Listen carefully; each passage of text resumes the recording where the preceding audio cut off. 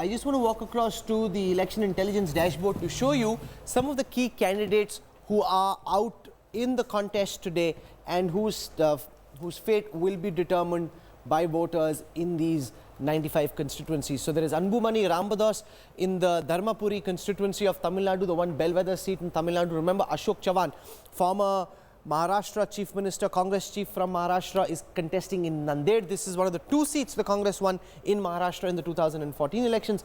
Then there is BK Hariprasad. BK Hariprasad is fighting Tejasvi Surya in Bengaluru South. Sadanand Gowda is in the fray in Bangalore North. He's up against Krishna Bairegowda of the Congress. Remember, Dayanidhi Maran again had multiple 2G cases against him. He's also got a reprieve from the court.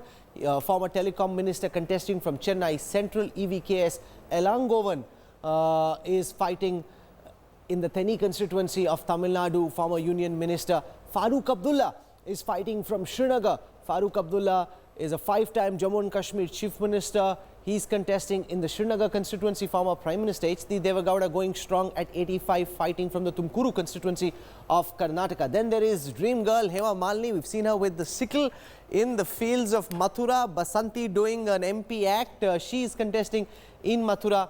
And I can show you that she is up against Narendra Singh of the RLD and Mahesh Pathak of the Congress. He's a local businessman, Mahesh Pathak, and she's up against Narendra Singh of the RLD.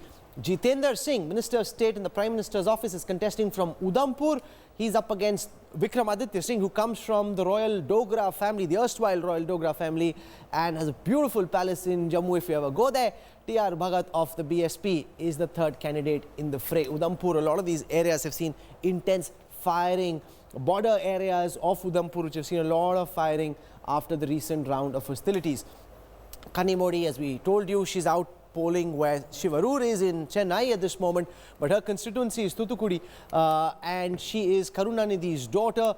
She's fighting on the seat where we saw violent protests and we saw gunfire as well. She's up against Tamil Sai Soundarajan of the Bharatiya Janata Party, the president of the BJP in Tamil Nadu. Then Karthi Chidambaram is fighting from Shivaganga, his father's seat. This is where his father used to contest from. He's up against H. Raja of the Bharatiya Janata Party, the BJP National Secretary. That's not all. There are some other VIPs in the fray as well. There's Mohammad Salim from Raiganj in West Bengal. He is the sitting candidate, sitting MP from there. Before that, Deepa Das Munshi won, and this time he's up against Deepa Das Munshi and Kanhaiya Lal Agarwal of the Trinamool Congress. Then there is Preetam Munde, Gopinath Munde's daughter. She's fighting from Bid in Maharashtra. This is the Munde stronghold in Marathwada, which is where her father came from. Her father held the seat in 2009 and 2014. Gopinath Munde is up against Bajrang Sonavane of the NCP, and there's an SP candidate in the fray as well. Then there is Raj Babbar from Fatehpur Sikri. Raj Babbar is the Congress candidate over there, the one seat which the Congress thinks it's in some kind of contention in Uttar Pradesh in this phase, Fatehpur Sikri. He's up against Rajkumar Chahar of the BJP, who's a Jat face of the Bharatiya Janata Party, and Bhagwan Sharma of the BSP. This is a seat where the fight is really between the Congress and the BJP. Then there is Sushil Kumar Shinde. He's contesting in Sholapur. Remember, Sushil Kumar Shinde is up against Prakash Ambedkar of the Vanchit Bahujan Agadi, the VBA, former MP, Bhimrao Ambedkar's grandson, and that really makes it very, very complicated. This is a reserved seat. You've got a contestant like Prakash Ambedkar there, making it very complicated. And the VBA has put up candidates in other seats as well. How many votes they're able to take away from the opposition will determine how much of a loss the Congress NCP has to suffer. Because if they'd been able to form an alliance with the VBA, it would have been easier. Then there is Sushmita Dev in Silchar in Assam, a seat held by her father. Now Sushmita Dev is contesting against Rajdeep Roy of the BJP and Hitabrata Roy of the Trinamool. The battle really between the BJP and the Congress. We saw Priyanka Gandhi Vadra in the campaign in Assam for Sushmita Dev. This is the one seat Priyanka went to campaign for in Silchar in Assam. Then there is Tariq Anwar, formerly of the NCP, this time contesting on a Congress ticket. He is contesting from Katihar, where there is a tight fight. you know, the other interesting thing is in Bihar, in the Seemanchal area where the contest is happening today, the battle really is between the Janata Dal United and the RJD for the most part on these 5 seats. This is a heavily Muslim dominated area, and the battle is between the BJP, the RJD and the JDU, not so much between the BJP and the RJD.